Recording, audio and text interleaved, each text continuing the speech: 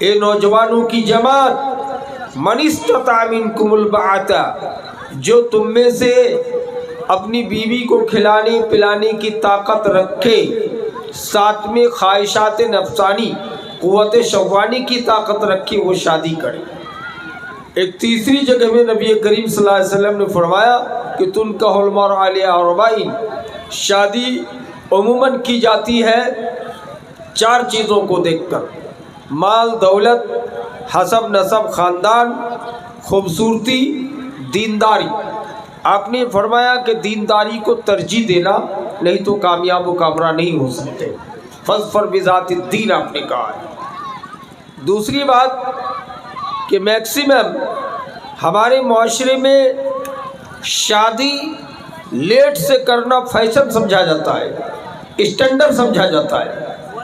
ایک لڑکا، ایک صاحب ہے، 35 سال ایج ہو گیا، ان سے میں نے پوچھا کہ آپ کی شادی ہو گئی؟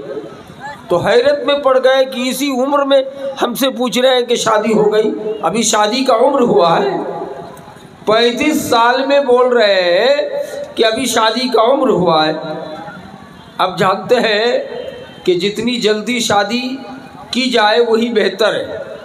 اور اہل حدیث کے مشہور مولانا، بنگلہ دیش پوربی پاکستان کے مولانا عبدالرزاق بن یوسف ہیں، وہ کہتے ہیں بنگلہ زبان میں کہ 15 سے 16 سال میں بیٹا کی شادی کرا دو۔ اس طرح لڑکیوں کو بھی اگر 15 سے 16 سال کی ہو گئی ہے تو شادی کرا دو۔ یہ کس نے آپ کو بتایا؟ یہ انڈین گورنمنٹ کا قانون الگ ہے کہ کہہ رہے ہیں کہ چھوٹی بچیوں کی شادی نہیں کرانی چاہیے۔ کچھ علماء بھی اس بات کے قائل ہیں کہ اگر جلدی بچیوں کی شادی کرا دی جائے تو جلدی ماں بن جائے گی، اس سے ان کے صحت پہ برا اثر پڑتا ہے، اس لیے شادی کچھ لیٹ میں کرانا چاہیے۔ لیکن صحیح بات ہے کہ بے حد لیٹ نہیں کرنا چاہیے کہ 35 سال کی عمر میں کہا کہ ہماری شادی کا عمر ابھی ہوا ہی نہیں ہے، غلط۔ تو اس لیے میں سمجھتا ہوں کہ 15 سے 18 سال ایکسیس لیٹ، لڑکوں کی عمر اگر 25 سال پڑھنے لکھنے گریجویشن کرنے کچھ کرنے میں ہو گیا تو 25 سے آگے جانا جرم ہوگا، شادی جلدی کرا دینا چاہیے۔ اور ایک بڑا فتنہ ہمارے معاشرے میں ہے کہ جو بھی لڑکی کی شادی کرانا چاہے گا، اگر ہم اپنے بھتیجے کے لیے، بیٹے کے لیے کسی کی بھی لڑکی کو پیغام دے تو ہر آدمی پوچھتا ہے کہ لڑکا کیا کرتا ہے، لڑکا اپنے پیر پہ کھڑا ہے کہ نہیں۔ یعنی یہ کہنا چاہتے ہیں کہ لڑکا بزنس مین ہے کہ انجینئر ہے کہ MBBS ڈاکٹر ہے کہ نوکری دار ہے کہ نہیں۔ یہ سراسر غلط ہے میری بھائی، سمجھ رہے؟ غلط کس حدیث کی روشنی میں؟ موطا مالک میں ایک صحیح سند سے حدیث مذکور ہے کہ ایک غریب آدمی نے جو شکایت کی تھی کہ میری غریبی دور نہیں ہو رہی، میں بھوک ماری کا شکار ہوں، کنوارا لڑکا تھا، تو نبی نے کہا شادی کر۔ پھر ایک ہفتے کے بعد آیا، کہا کہ اللہ کے رسول غریبی دور نہیں ہوا، مجبور ہو، پریشان ہو، تو نبی نے کہا دوسری شادی کر۔ پھر آیا 15 دن 20 دن کے بعد، کہا کہ مجبوری دور نہیں ہو رہی ہے، نبی نے فرمایا تیسری شادی کرو۔ تیسری شادی کے بعد وہ لیٹ میں آیا اور کہا کہ ابھی ہماری خوشحالی ہو گئی، مالداری آ گئی۔ اس سے پتہ یہ چلتا ہے کہ شادی کے بعد سب لڑکیوں سے نہیں، بعض لڑکیاں جس کے مقدر میں اللہ تبارک و تعالیٰ نے دولت لکھ رکھا ہے، اب پروردگار عالم نے اس کو اونچا مقام دینے کا ارادہ رکھا ہے، تو ایسی لڑکیوں کی شادی کرنے سے آپ کی مالداری اور غریبی دور ہو جائے گی، مالداری آ جائے گی۔ اس سے پتہ یہ چلا کہ غریبی کو دور کرنے کے لیے امام کائنات نے شادی کرنے کے لیے کہا ہے۔ ہم لوگ اپنی بیٹی کی شادی، اپنی پوتی کی شادی کرانے کے لیے لڑکا تلاشتے کہ نوکری دار ہے کہ نہیں، پیسہ کماتا ہے کہ نہیں، اپنے پیر پہ کھڑا ہے کہ نہیں، ان کے باپ کے پاس 50 بیگھہ 10 بیگھہ زمین ہے کہ نہیں۔ دلیل دیکھیے، حدیث حضرت ابو درداء رضی اللہ تعالیٰ عنہ کے پاس دیش کا پردھان منتری تشریف لائے۔ کون تھے پردھان منتری اس وقت؟ حضرت امیر معاویہ رضی اللہ تعالی عنہ، حضرت امیر معاویہ دیش کا راشٹرپتی پردھان منتری خلیفۃ المسلمین ہے، تشریف لائے ایک غریب صحابی حضرت ابو دردہ رضی اللہ تعالیٰ عنہ کے پاس۔ ابو دردہ نے پوچھا کیا ہوا ہے؟ کہا کہ اپنے چھوٹا بیٹا جو یزید کا چھوٹا بھائی ہے، ان سے آپ کی بیٹی کے ساتھ رشتہ کرانا چاہتے ہیں، تو اگر ہم میں سے کسی کی بیٹی پوتی کو اگر ایم ایل اے کا بیٹا، پردھان منتری جانے دیجیے، ایک ودھائک کا بیٹا نکاح کا پیغام لے کے آئے تو ہم لوگ کتنا خوش ہو جائیں گے کہ بڑی خوشی کی بات ہے کہ ایم ایل اے کے بیٹا کے ساتھ رشتہ لے کے آیا ہے، یہاں پردھان منتری کا بیٹا رشتہ لے کے آیا ہے۔ دیکھ رہے بیٹی کے باپ، ذرا دھیان دیجئے گا، حضرت ابو دردہ نے کہا امیر المومنین، امیر معاویہ، میں آپ کی بیٹی سے شادی کرانے کے لیے تیار نہیں ہوں، آپ کے بیٹے سے۔ کہا کیوں؟ کہا کہ میں غریب آدمی ہوں، اور امیر معاویہ آپ دیش کے پردھان منتری ہو، اس لیے آپ کے بیٹا سے میں اپنی بیٹی کا رشتہ نہیں کراؤں گا۔ کہا کہاں کراؤ گے؟ کہا میں اپنی بیٹی کا رشتہ ایک غریب مزدور مفلوک الحال گاؤں کا ایک لڑکا ہے جس کے پاس رہنے کے لیے مکان نہیں، کھانے کے لیے کوئی چیز نہیں، اور اتنا غریب کہ روزانہ جنگل میں جا کر جلاون کاٹ کے لاتا ہے اور گٹھر بنا کے بازاروں میں مدینے کا بیچتا ہے، بیچ کر کسی طرح چاول آٹا خرید کے لا کے ایک ٹائم کا گزارا کرتا۔ میں آپ کو اس حدیث سے یہ بتانا چاہتا ہوں، کون ہے جو حضرت ابو دردہ رضی اللہ تعالیٰ عنہ کے نقش قدم پر چل کے دکھائے؟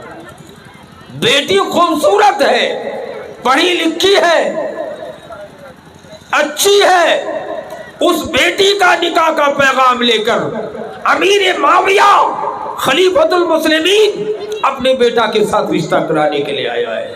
کوئی ہے اس میں بیٹی کا باپ کہ پردھان منتری کا بیٹا خوبصورت لڑکے کو چھوڑ کر ایک غریب مفلوک الحال لڑکے سے اپنی بیٹی کا رشتہ کیا؟ ہم لوگ آپ لوگ کہتے ہیں کہ بیٹی کے باپ پر بڑا ظلم ہوتا ہے، لیکن ہم سمجھتے ہیں کہ بیٹی کا باپ بھی کبھی کبھی بیٹے کے باپ سے بڑا ظالم ہو جاتا ہے۔ دیکھا آپ نے حضرت ابو دردہ رضی اللہ تعالیٰ عنہ نے اپنے لگتے جگر اپنی بیٹی کی شادی ایک غریب لڑکے سے کرا دینے کا کام کیا، لیکن امیر معاویہ پردھان منتری کے بیٹا سے شادی نہیں کرا۔ یاد رکھیے گا میرے۔